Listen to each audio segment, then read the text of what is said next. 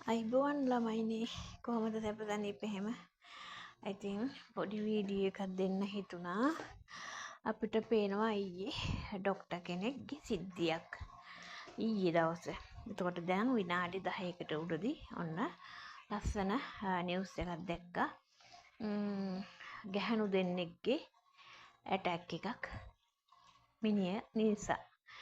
මම මේ කියන්නේ ගැහණුන්ට හෝ පිරිමින්ට ජනාධිපතිද අගමැතිලද මන්ත්‍රීලද ලොකු ලොක්කොද කියලා අදාළ නැහැ. මේ ප්‍රශ්නේදී කසාද බිරිඳයි අනියම් බිරිඳයි අභිරහස් ලිංගික සම්බන්ධන වෙනුවෙන් මම මේ වීඩියෝ එක දෙන්නේ.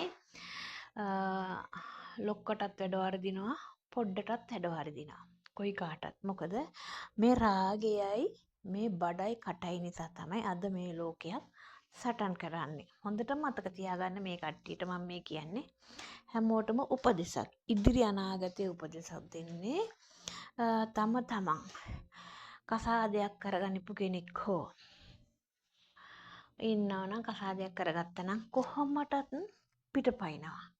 පිටපහින්න ආසාවන් එනවා.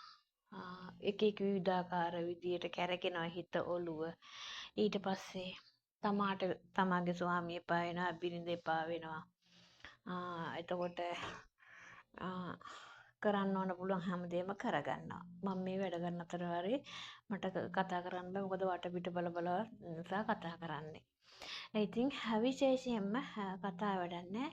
මේ රාගය තියෙන අයට කසාද බැඳපු අය ඉන්න අය වෙන වෙච්ච අයයි වෙන වෙච්ච අය එක මෙතෙන්ට අදාළ නැහැ. කසාදයක් තියෙන අය ගැහණු පිරිමි ලොකු ලොක්කුයි පොඩ්ඩොන්ටයි මේ කියන්නේ. යම් දෙයක් පටලවා ගත්තට පස්සේ තමන් ස්වාමියට දැනෙනවා නම් ස්වාමිය නිර්දෝෂ නම් ස්වාමියට දැනෙනවා නම් මගේ බිරිඳ වෙනස් වෙලා කියන එක අනියම් සම්බන්ධයක් හිතේ තියෙනවා කැරකෙනවා ආරංචියක් තියෙනවා නම් ඒ වගේම ඒ විදියටම තමාගේ බිරිඳට ඒ වගේ දෙයක් දැනෙනවා නම් ස්වාමියා යම් කිසි දෙයක් එහෙම සම්බන්ධයක් තියලා දැනෙනවා නම් මතක තියාගන්නilla දරුවනේ. මීට පෙරත් අපි අහලා තියෙන මේ බණ කතාවලින් ලස්සන ස්වාමීන් වහන්සේලා කියනවා ඔය ගෙවල් වල පෞ ජීවිත තියෙනවා නම් කුණු කර කර තියාගන්න නැතුව බොල එයින් වෙන් වෙයල්ලා බොල වෙන් වෙලා අලුත් පරිසර හදාගන්නilla ජීවිත කුණු කරගන්නත් එපා බොල ජීවිත නැති කරගන්නත් එපා කියලා. ඒ විදියට ඒ වගේ තමන්ට ආසාවන් එහෙම දැනෙනවා රාග තියෙනවා නම් ඔය දෙගොල්ලටම මේ කියන්නේ විවාහ ජීවිතයක් අපිලා නම් ඒගොල්ලන් තමන් නීතියානුකූලව පොලිසියට ගිහිල්ලා පැමිණිල්ල දාලා උසාවි මාර්ගෙන් ගිහිල්ලා වෙන් වෙලා දෙගොල්ල නිදහසේ තමන්ගේ ඔය කරන රාගය කරගන්න. හොඳින් මේ කියන්නේ.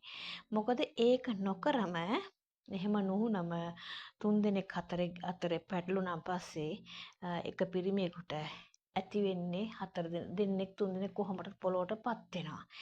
ඒව නොවි ජීවිතේ දුන්නු ආවිස ටික රැකගෙන අවුරුදු 50ද 60ද 70ද 80ද ජොබ් එකක් කරගෙන පෞ ජීවිතේ එපා නම් ගෑනිද මිනිහද ඒ දෙන්න වෙන් වෙලා තමන්ට දරුවෝ ඉන්නවා නම් දරුවන්ට වන්දි ගෙවලා පිරිමියා තමාගේ ගැහණිට කන්න බොන්න දීලා මාසෙක ඒව වැඩ බාලා අරගෙන ඒ දේ විවාහයෙන් අයින් වෙලා තමන් වෙන බිරිඳක් කරගන්න අවසර. ඒකට තමයි පොලිසියක් තියෙන නීතියක් තියෙන්නේ.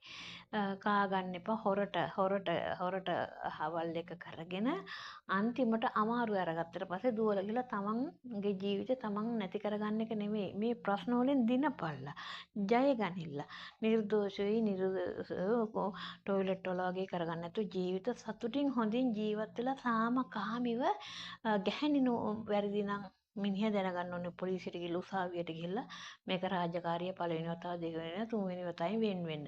ඒ වගේම බිරිඳක් දැනගන්න ඕනේ මේක ප්‍රශ්නයක්.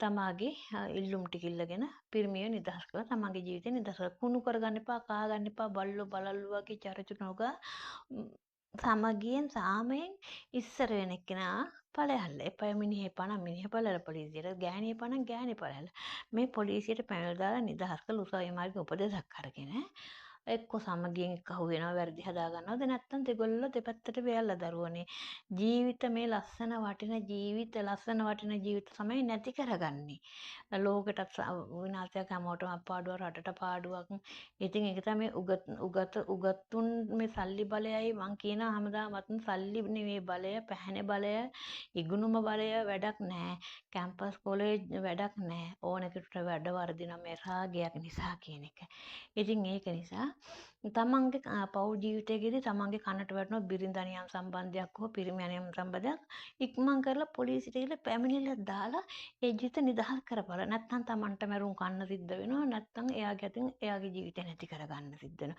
මොකද රාගය කියන්නේ මේක රසය වුණාට තමයි මග මරුවයි පිරිවර ඇහිල්ලා ඉක්මනටම මේවා සමතලා කරන එක. ඒක නිසා දැනගත්තු ගමන්ම පෞල් ජීවිතයේදී ඉක්මන් කරලා නිදහස් වෙන පැමිණිල්ලක් දාලා උසාවියට නඩුවක් දාලා තීරණයක් ගනින්න. එච්චරයි අපිට කියන්න තියෙන්නේ. ඔය දැන් දැක්කනේ. දැන් පේනවනේ දැන් මේ නඩුවේ වුණත් මුළු ලෝකයාටම හොඳ උපදේශයක්. හොර ගෑනිටයි කසාද ගෑනිටයි හොර මිනිහටයි කසාද මිනිහටයි මේවා සම්බන්ධ වලින් නිදහස් වෙලා උත්තරයක් අරගන්න, සොයා ගන්න. එච්චරයි අපිට කියන්නේ. මේවා අපි දැන් අපිට වෙච්ච නිසායි අපිටත් මේ දේවල් සිදු වෙලා තියෙනවා. මම නම් දැනගත්තු ගමන්ම ගහන්න යන්නේ නෑ මරණය හොඳින් කියනවා. 1යි 2යි කිව්වා නෑ පොලිසියට උසාවියට බාර දුන්නා. මගේ යන මාර්ගයේ ධර්මයේ මාර්ගය තොරගෙන මම ධර්මයෙන්ුයි පොලිසියෙන් මරන්න කපන්න කොටන්නේ නෑනේ. මම නිර්දෝෂ නම් මට මගේ මරණය මිනිහා නිර්දෝෂ නම් මිනිහගේ ජීවිතේ ස්ථිරයි මම නිර්දෝෂ නම් මම ස්ථිරයි මම කන පිට ගිහිල්ලා නම් වාචාලකමේ ගිහිල්ලා නම් මට මරණ දඬුවම මිනිහ ගියා නම් වාචාලකමේ මට හොරා තව ගැහණු ගාවට මිනිහට මරණ දඬුවම දෙන්න කියලා තමාගේ ගෙදර බුදුන් ඉන්න පහනක් පත්තු කළා තමන්ගේ දුක කිව්වපහම තමන්ට යහපත් උත්තරයක් ලැබෙනවා අද මම ජය අරගෙන තියෙන්නේ මේ විදිහට හිටියොත් හොඳට හැදේ දෙවියට නමට වැඳි පොලිසියෙන් උපදෙස් දීලා එවනවා ගෙවල් වල නෑ එකක් දෙකක් කියලා නෑ යනවා වටේ ඵලයන් වටේ රැළ කනේ කාලා වරෙන් ඇති වෙලා ඔබටමයි උඹ වල කපා ගන්නෙ. ඕක තමයි සිද්ධ වෙන්නේ. ඒක නිසා හොඳට මොළ පාවිච්චි කරලා පෞ ජීවිතයේදී තීරණ ගනින්න. අපිට කියන්න තියෙන එච්චරයි.